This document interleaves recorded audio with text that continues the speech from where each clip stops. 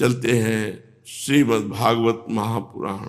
भगवान श्री सुखदेव जी महाराज परीक्षित जी से चर्चा कर रहे हैं कि वो आखिरी समय है जिसमें भगवान के पास उद्धव जी महाराज विराजमान है। इसके बाद भगवान अंतर्धान हो जाते हैं। ये बड़ी विचित्र लीला है कि जिस रूप को भगवान प्रकाशित करते हैं उस रूप को भी त्याग देते हैं। अंततो गत्वा भगवान अंतर्ध्यान स्थिति में होते हैं, श्री कृष्ण रूप से भी अंतर्ध्यान हो जाते हैं।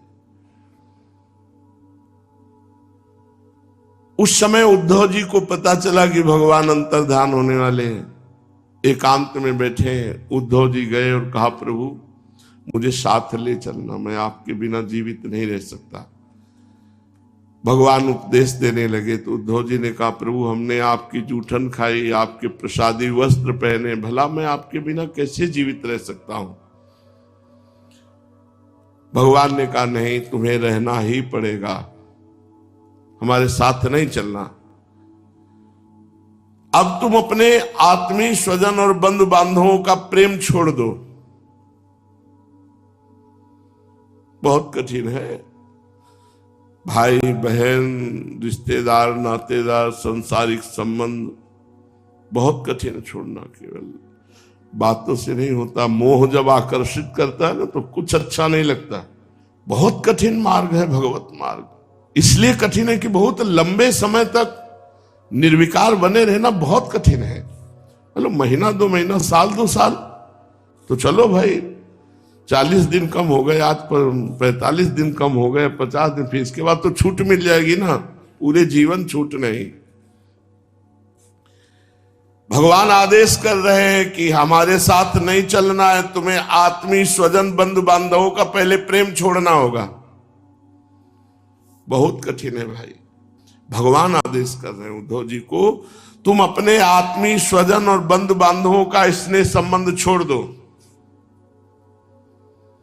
अनन्य प्रेम से मुझ में अपना मन लगाओ और समदृष्टि रखकर भूमि पर विचरण करो। इस जगत में जो कुछ मन से सोचा जाता है, वाणी से कहा जाता है, नेत्रों से देखा जाता है, श्रवण आदि इंद्रियों से अनुभव किया जाता, सब नाशवान है।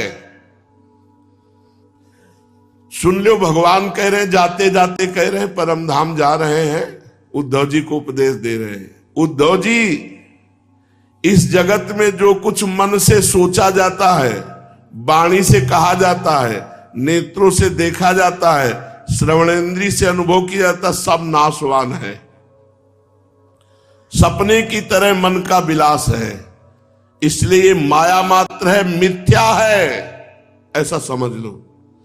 पहले कहा अपने आत्मीय स्वजन बंधु बांधवों का प्रेम छोड़ो, मेरे में अनन्य प्रेम करो, और जो मन से सोचा जाता है, वाणी से कहा जाता है, नेत्रों से देखा जाता है, श्रवणादि इंद्रियों से अनुभव किया जाता है, सब नाशवान है। सपने की तरह मन का विलास है, माया मात्र है, मिथ्या है, ऐसा समझो। ये जिनका मन अशांत है, असंयत है, वही पागल लोगों को बहुत तरह की भोग सामग्री दिखाई देती है। ये चित्त का भ्रम है, सत्य नहीं है। जब नानात्व में भ्रम हो जाता है सच्चाई का, तो ये गुण है, ये दोष है, इस प्रकार कल्पना करनी पड़ती है।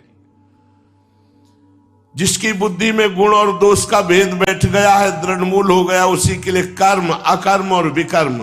कर्म शास्त्र जिसे कहता है करो, अकर्म शास्त्र विधान के कर्म का लोप अकर्म, और विकर्म निषिद्ध कर्म जिसे शास्त्र कहता नहीं करना चाहिए।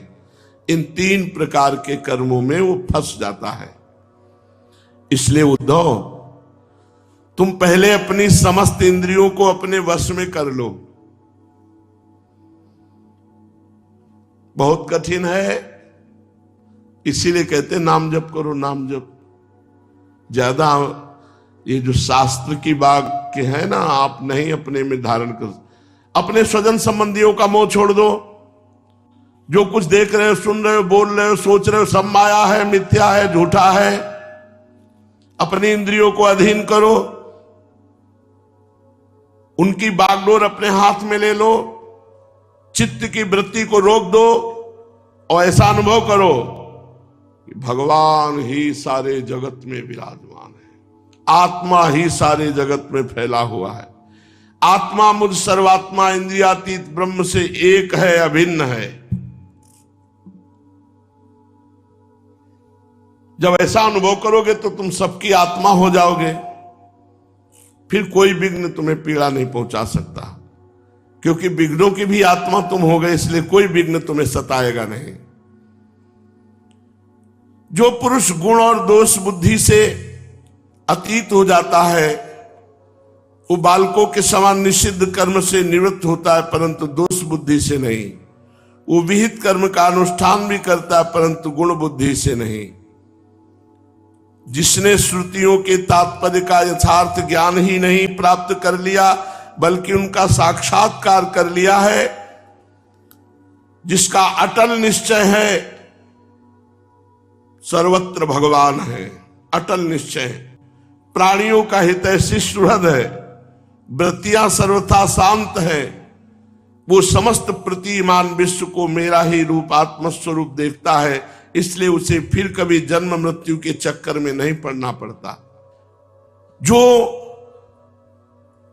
भगवान का स्वरूप सारा संसार समझकर इस माया से अपनी चित्त वृत्ति को हटा के भगवान के चिंतन में लगाता है, वो कभी जन्म मृत्यु रूप संसार चक्र में नहीं पड़ता। श्री सुखदेव जी कहते हैं, परीक्षित, जब भगवान श्री कृष्ण ने इस प्रकार आदेश किया तो भगवान के परम प्रेमी उद्धव जी ने उन्हें प्रणाम करके तत्व ज्ञान की प्राप्ति की इच्छा से प्रश्न किया। उद्धव जी ने कहा, भगवान, आप ही समस्त योगियों की गुप्त पूंजी, योगों के कारण और योगेश्वर हैं। आप ही समस्त योगों के आधार, उनके कारण और योग स्वरूप भी हैं। आपने मेरे परम कल्याण के लिए उपदेश किया, परंतु प्रभु, जो लोग विषयों के चिंतन और सेवन में घुल मिल गए हैं, विषय आत्मा हो गए हैं, उनके लिए विषय भोगों और कामनाओं का त्याग करना अत्यंत कठिन है। सर्वस्वरूप उनमें भी जो लोग आपसे विमुख हैं, उनके लिए तो इस प्रकार का त्याग सर्वथा असंभव है, ऐसा मेरा निश्चय है। प्रभु, मैं ऐसा ही हूं, मेरी मति इतनी मूढ़ हो गई है कि ये मैं हूं, ये मेरा है, इस भाव से मैं आपकी माया के खेल देह और देह के संबंधी स्त्री, पुत्र, धन आदि में डूब रहा हूं।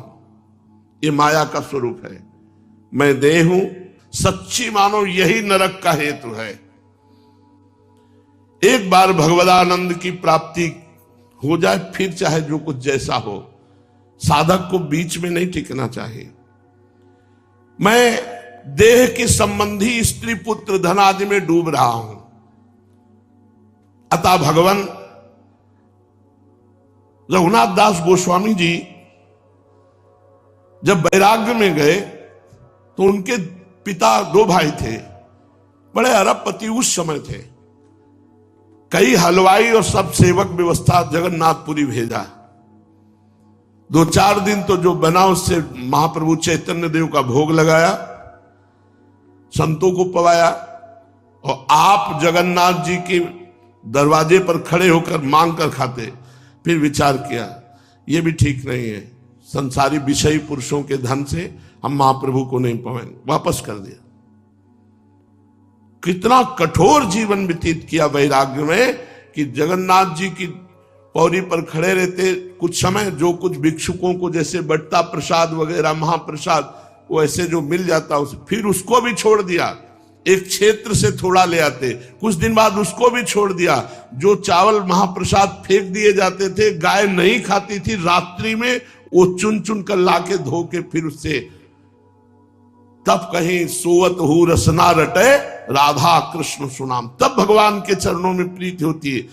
प्रभु, आप मुझे ऐसा उपदेश कीजिए कि सुगमता पूर्वक मैं साधना कर सकूं और इस संसार से पार हो जाऊं।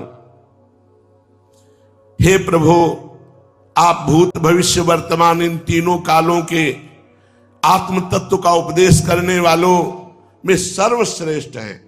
कोई देवता या मनुष्य या ब्रह्मादि बड़े बड़े देवता ऐसे नहीं है जैसा आप उपदेश कर सकते हो वैसा उपदेश कर सके, क्योंकि सब शरीराभिमानी होने के कारण आपकी माया से मोहित हो रहे हैं।